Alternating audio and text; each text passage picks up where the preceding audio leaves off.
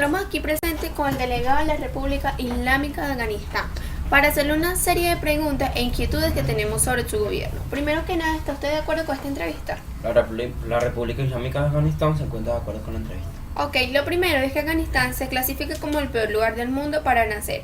De hecho, los niños afganos hacen frente cotidianamente a la miseria y a la violencia. Su situación es dramática. ¿Qué piensa usted respecto a esto? Resaltando que la mitad de la población afgana vive por debajo de la pobreza, es decir, que es el segundo país más pobre del mundo. Bueno, hasta la fecha, el trabajo duro y su persistencia, su sensibilidad cultural y sus valores religiosos han permitido que mis niñas tengan la oportunidad de asistir a la escuela, tanto a nivel primaria como secundaria, recibiendo un certificado nacional de secundaria inferior. 2 generaciones graduadas han pasado por nuestras escuelas, convirtiéndose en profesores, continuando con su educación y ayudando a mantener a su familia en Pakistán y en su regreso a Afganistán. Busca además destacar los importantes beneficios que proporciona la educación primaria y secundaria para el individuo, la comunidad, el país de acogida y el país de origen. Segunda pregunta es que tiene que decirnos usted, delegado, respecto a la situación crítica que presenta en su nación, es decir, los problemas que presenta el agua potable y su electricidad. Apenas una cuarta parte de los hogares tienen acceso al agua potable y la electricidad durante todo el día es una novedad en Kabul. El servicio casi interrumpido beneficia solo a un puñado de barrios y les permite disfrutar de 20 horas por día de electricidad. Anteriormente no había más de 4 o 5 horas de energía al día. Algunos afganos aseguran que la vida es más fácil y más entretenida.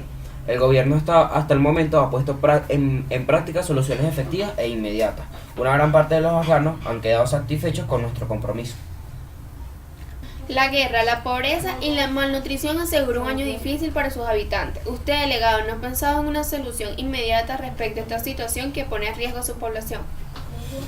El conflicto se ha agravado. En los últimos años han vuelto a Afganistán 630.000 refugiados que estaban en Pakistán. La intensificación del conflicto, la situación de pobreza, subdesarrollo y la persistente malnutrición hacen asegurar un año difícil para Afganistán. En el 2016 se registró una cifra récord de refugiados afganos que regresaron a su país desde Pakistán, unos 620.000, junto al retorno de algunos que residen en Irán. Los retornados, más del 40% de los cuales son mujeres y niños, están recibiendo ayuda de forma de alojamiento, alimento y dinero en efectivo, entre otras cosas, de la agencia de la ONU o la ONG. Pero la estimación de es que este año puedan llegar de Pakistán otros 500.000. La carga de ello supondría no obtenerse a reconocimiento. Ok, ayer en la noticia se vio que al menos 6 personas murieron y más de 15 resultaron heridas después de que un kamikaze detonara un coche bomba en la provincia afgana de Pargar, en la parte central del país. ¿Qué tiene para explicarnos, delegado, acerca de estos hechos ocurridos? Bueno, según un reporte de los médicos, entre los fallecidos hay mujeres, niños y un policía. La situación en Afganistán empeoró en los últimos meses. El movimiento radical talibán, que tomó bajo su control una parte considerable del distrito rural del país, ahora lanza ofensivas contra ciudades grandes. También aumentó notablemente la influencia del grupo terrorista Daesh. Ok, Afganistán podría acabar con el grupo yihadista, Estado Islámico, con su propia fuerza, si obtiene más armas. Opina el encargado de negocios afgano Moscú. ¿Qué piensa usted respecto a esto? La influencia de Daesh en Afganistán ha aumentado.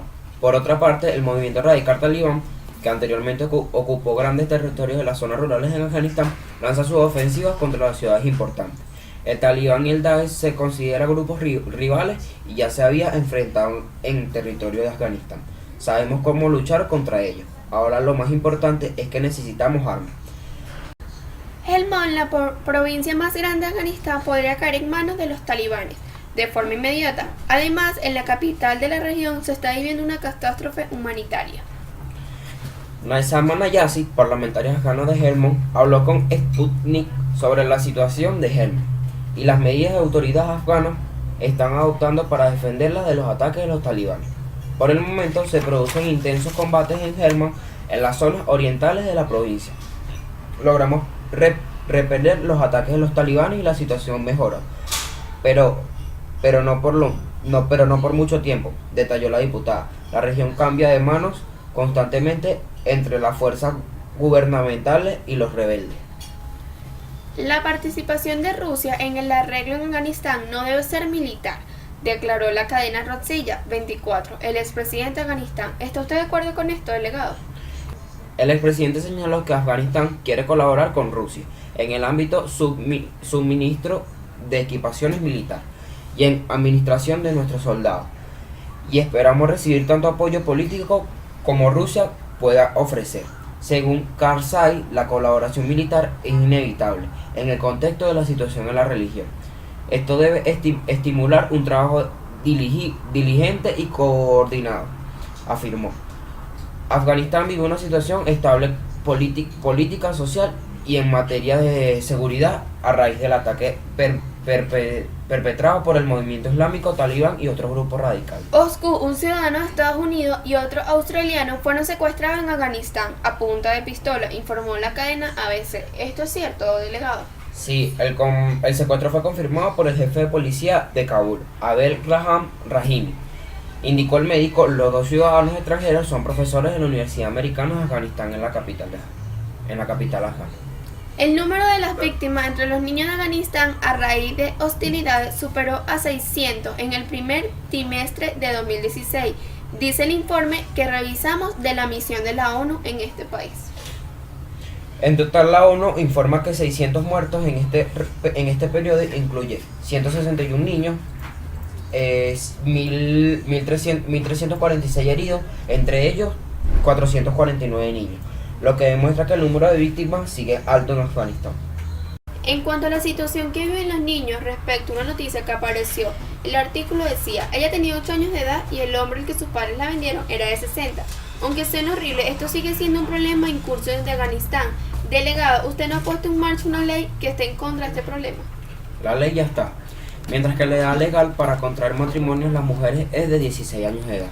Las familias en las zonas remotas siguen esta práctica vergonzosa. En el caso de la niña que tenía 8 años, en el momento de su matrimonio huyó 4 años después con otro hombre. Cuando fue arrestada por huir y volver a casarse, estaba embarazada. Tuvo a su bebé en la cárcel y ahora vive en un refugio. Ella vive en el temor de que su familia de origen, así como su primer marido, le sigan el rastro y la maten por proteger su honor. El primer paso que estamos planeando para ella es conseguir el divorcio. Ya tiene 18 años de edad y tiene ese derecho. El grupo ofrece a las mujeres refugiadas asesoría jurídica y familiar. El segundo paso consiste en organizar un matrimonio adecuado con el segundo marido que ella ama. Este matrimonio reducirá la sentencia contra su marido también. Luego se irá a vivir con él. Afganistán está viviendo una crisis alimentaria donde hay personas en condiciones de vulnerabilidad extrema. Afganistán hoy en día presenta una situación catastrófica. ¿Qué tiene usted que decirnos respecto a esta crisis que está viviendo su nación? Bueno, en mayo, durante una misión que llevaron a cabo la FAO y el Programa Mundial de Alimentos, ya se percibió una hambruna en cielo.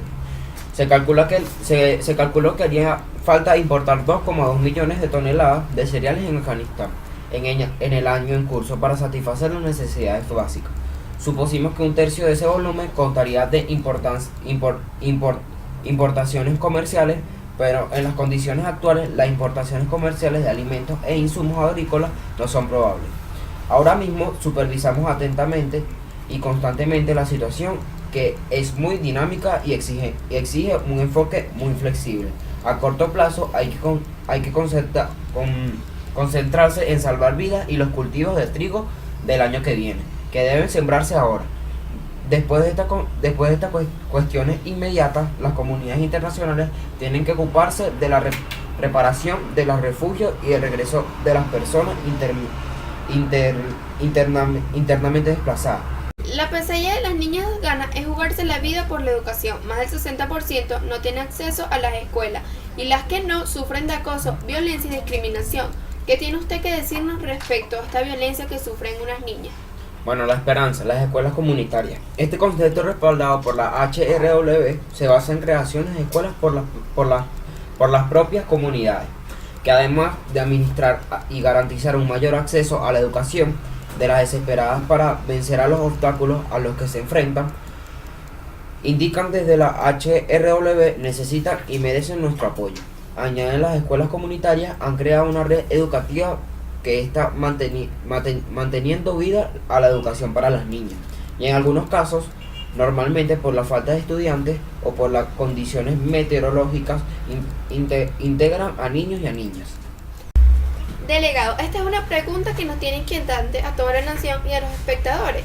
¿Usted no ha pensado en una solución inmediata para detener la guerra y mantener una nación libre de violencia, acoso, discriminación y miedo a las crisis que pueden haber respecto a su gobierno? En primer lugar, tenemos dos formas de actuar. La primera es dar la guerra por perdida y marcharnos de la misma. Y la segunda es ir con la guerra hasta el final. Yo personalmente opto por la segunda. Una vez que se está en un conflicto, si hay una mínima esperanza de ganar, debemos ir por ella y no dar ni un paso atrás. No tiene sentido ahora que ya hemos empezado y que llevamos allí años darnos media vuelta, porque sería permitir que los muertos de la guerra hayan muerto en vano. Y eso es concebible en esto no es concebible en estos momentos. Hasta que no caiga el último terrorista, hasta que la democracia no sea totalmente fija y hasta que no dejen de amenazar a la democracia libre del occidente, esta guerra no debe parar. Hay que seguir hasta el final. La primera opción acabaría con la guerra, sí, pero a corto plazo, porque el problema de base, que es el terrorismo extremista islámico, no se solucionaría, e incluso la situación de nuestros países estaría mucho peor, ya que esta vez serían los islamistas los que quisiesen la venganza, y que el mundo no está preparado para una nueva Torre Gemela. Este es el fin de la entrevista. Espero que su compromiso sea leal y estable para lo largo de su gobierno, así su población no tenga ninguna crítica sobre su gobierno. Espero que estén totalmente aclaradas las preguntas. Gracias. Este es el fin de la entrevista, como dije ya, sobre la República Islámica de Afganistán.